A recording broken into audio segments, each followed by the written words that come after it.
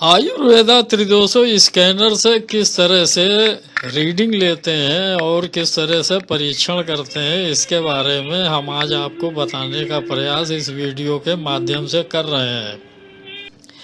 हमारे केंद्र में इस समय डॉक्टर पांडे मौजूद हैं और उनको कुछ अस्वस्थता लग रही है, तो उन्होंने ये जानकारी प्राप्त करने के लिए कि उनके शरीर में वात पित्त कफ की क्या मात्रा है और कितनी है, अगर ये उनको पता लग जाए तो उनका आयुर्वेद का जो इलाज करने का उद्देश्य है वो उनका सफल हो जाएगा। इसलिए उन्होंने ये जानने का प्रयास किया कि उनके शरीर में कितना कफ है, कितना पित्त है और कितना वात है।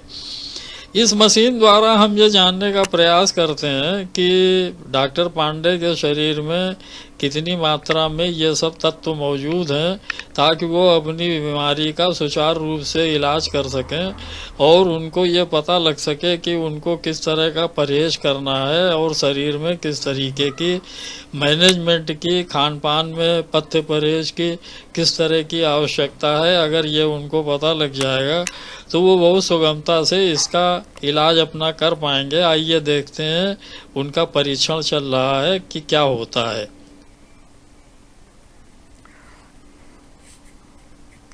जहाँ जहाँ भी उनको शरीर में इलेक्ट्रोड्स लगाने थे वो सब उनके प्लेसमेंट कर दिए गए।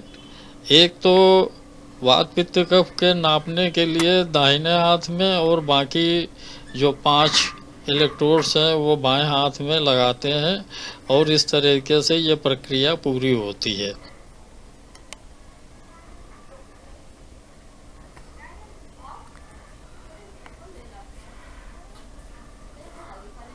जरा सामने की तरफ देखिएगा डॉक्टर साहब, कैमरे की तरफ।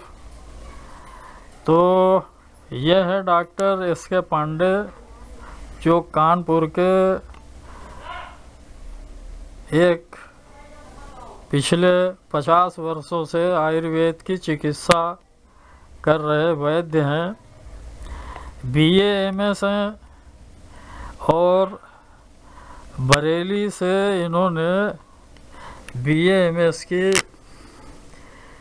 डिग्री हासिल की है और ये डिग्री कानपुर यूनिवर्सिटी की है।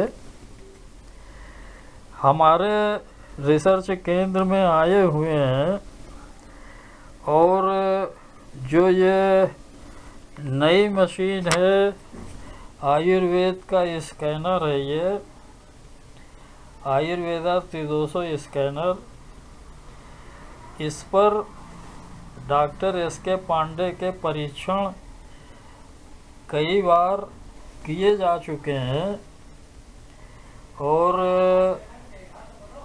ये परीक्षण करने के बाद आज फिर हम इनका ट्रायल कर रहे हैं और डॉक्टर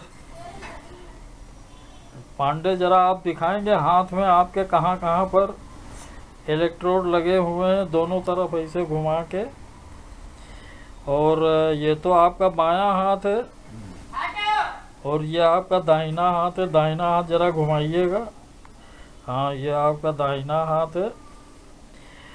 और हमारे रिसर्च केंद्र में डॉक्टर पांडे आए हैं, बैठे हुए हैं। इधर देखिएगा कैमरे की आंख की तरफ। हाँ, इसे उठा के अब ठीक है। तो आपको ये मशीन आपको कैसे लगी?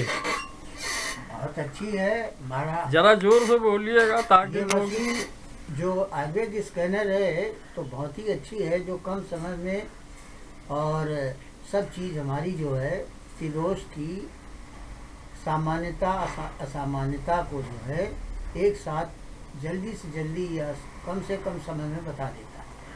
तो इससे एक फायदा तो ये जरूर होएगा कि जो वात पित्त कफ है, जब उसकी इंटेंसिटी पता लग जाती है कि कितनी मरीज के अंदर मौजूद है, तो सारी चिकित्सा तो आयुर्वेद की बहुत सरल हो जाती है। हाँ, क्यों नहीं, क्यों नहीं। आपके हिसाब से क्या सरलता आएगी इसमें? जैसे मान लीजिए आपका अपना जो वात या पित्त या कफ का है, आप स्वयं बताइए कितना है आपका? हमारा वात है 104, पित्त है 88 और कफ है 82। तो 94, 88, हाँ, 82। 82। हाँ, मतलब 894, 888 और 892 ये आपकी जो है रीडिंग आई है जी। ये तो बदलती रहती है रीडिंग भी, और वो देश काल और परिस्थितियों के अनुसार जो है ठीक है। वो ये बदलती रहती है। तो इसमें निष्कर्ष ये निकला कि आपको जो है वो वायु जो है इस समय प्रधान है। इस समय प्रधान है। इस समय बज कितना रहा है? लगभग 11 होगा, हमारा ख्याल है 11 बज रहा है, 11 सवा 11 बजा होएगा। तो ये पित्त का काल कहा जाएगा। पित्त का काल, ये पित्त का काल कहा जाएगा। पित्त का काल तो 12 के बाद ही समझिए आप।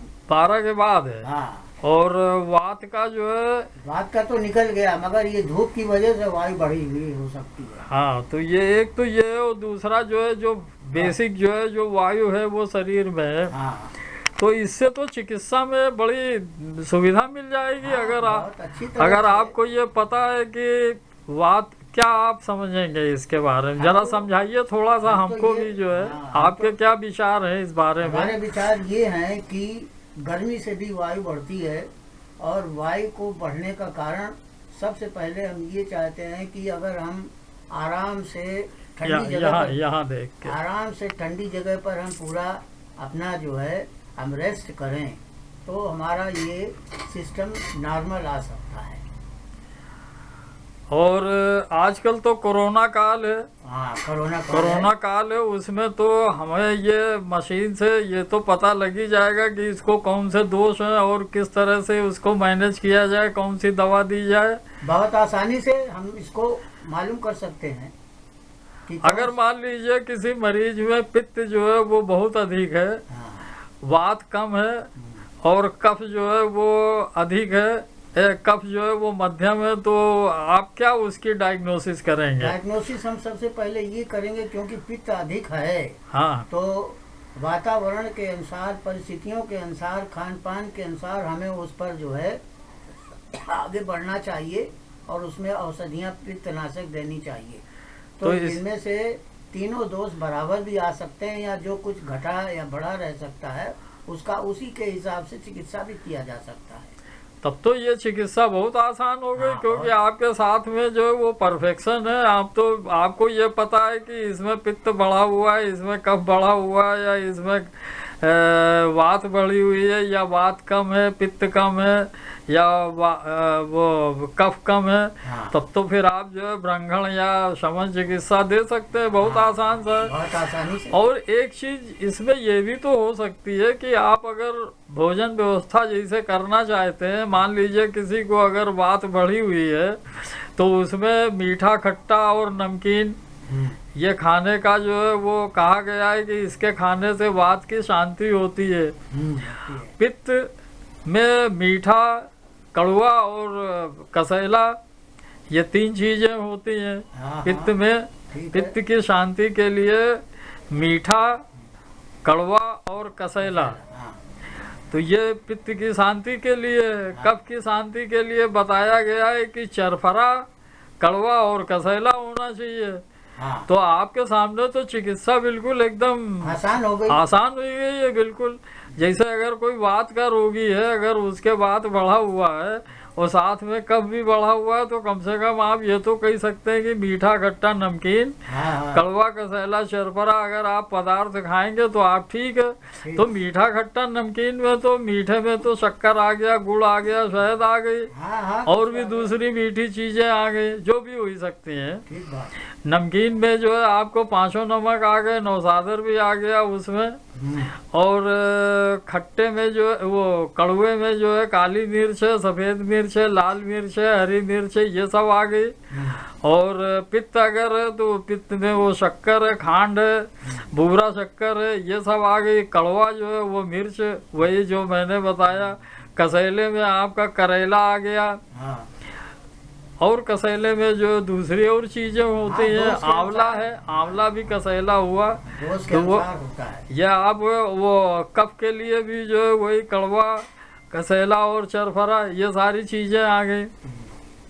तो जब ये सब चीजें आ जाएंगी तो आपके लिए चिकित्सा कार्य भी तो बड़ा सरल हो जाएगा, बहुत आसान हो जाएगा। और उसमें जो है वो आसानी से जो है वो होगा ये कि जो भी आप रोज चेक करना चाहें तो आप रोज इससे चेक कर सकते हैं, इस मशीन से, कि क्या है क्या नहीं है। और उससे जो है आपको ये भी तो पता लग सकता है कि इसमें जो है वो क्या प्रोग्रेस हुई है रोगी में, और क्या जो है वो उसके लिए मैनेज किया जाए और किस तरीके से किया जाए। क्या कहेंगे? हाँ, क्यों नहीं। हम डोज के अनुसार जो है हम रोज या दिन में 1 बार 2 बार 3 बार जैसा भी हो, हम इसका जो है फायदा उठा सकते हैं। कौन सा डोज किस समय कैसे बढ़ा हुआ है, और उसी हिसाब से चिकित्सा का जो है वो बन जाती है। आपने किसी कोरोना मरीज को इलाज किया है? नहीं, अभी तक मेरे पास कोई नहीं आया। हाँ, मगर इस प्रकार से मैंने देखा है कि हमारे लक्षणों के अनुसार और डोज के अनुसार, हम जैसे संजीवनी बटी है, सुदर्शन घन बटी है और गुर्च है, इन सब चीज़ों का इस्तेमाल अगर हम करते रहेंगे तो हमको बहुत कुछ कोरोना के मरीज में लक्षणों का जो है वो ह्रास होने लगेगा। चलिए, आपसे जो है बहुत अच्छी जानकारी मिली, और मुझको प्रसन्नता इस बात की है कि आपने जो है जो ये मैंने नई मशीन बनाई है, और इस नई मशीन का जो फैब्रिकेशन किया है उसमें आपके परीक्षण हुए और आप उस परीक्षण से संतुष्ट हैं। हमारे लिए यही सबसे बड़ी खुशी की बात है। तो आप हमारे यहाँ आए, और उसके लिए आपने समय निकाला, बहुत बहुत धन्यवाद। नमस्कार। नमस्कार। यहाँ आप आयुर्वेद त्रिदोषा स्कैनर को देख रहे हैं, जो अभी बंद अवस्था में है। इसको चालू करते हैं, और चालू करने में इसको कैलिब्रेट करते हैं। इसको कैलिब्रेट करने में जो समय लगता है वो अभी आपको, जैसा कि आप यहाँ देख रहे हैं, आपको सामने रीडिंग दिखाई दे रही है, और रीडिंग के हिसाब से डॉक्टर पांडे के शरीर में कितना वात, पित्त, कफ और अन्य दूसरे तत्व मौजूद हैं, इनके बारे में पता लग जाता है। इसके अलावा एक बात और होती है कि जो भी ये सब संख्याएं मिलती हैं, इनका एक कैलकुलेशन है, और उस कैलकुलेशन के हिसाब से वात, पित्त, कफ की कितनी मात्रा शरीर के अंदर मौजूद है, यह उसकी इंटेंसिटी लेवल के हिसाब से पता लग जाता है। तो ये हमारे इस आयुर्वेदा त्रिदोषो स्कैनर की प्रक्रिया है वात, पित्त, कफ को जानने और समझने की। उम्मीद है आप लोगों को समझ में आ गया होगा कि यह मशीन किस तरीके से काम करती है। धन्यवाद। इसी तरीके से हमारे वीडियो देखते रहिएगा। आपको इन सब नए आविष्कारों के बारे में जानकारियां समय समय पर मिलती रहेंगी, और आयुर्वेद के लिए, आयुर्वेद चिकित्सा के लिए ये कितनी महत्वपूर्ण है, इसके बारे में आपको ज्ञान होता रहेगा। धन्यवाद। नमस्कार।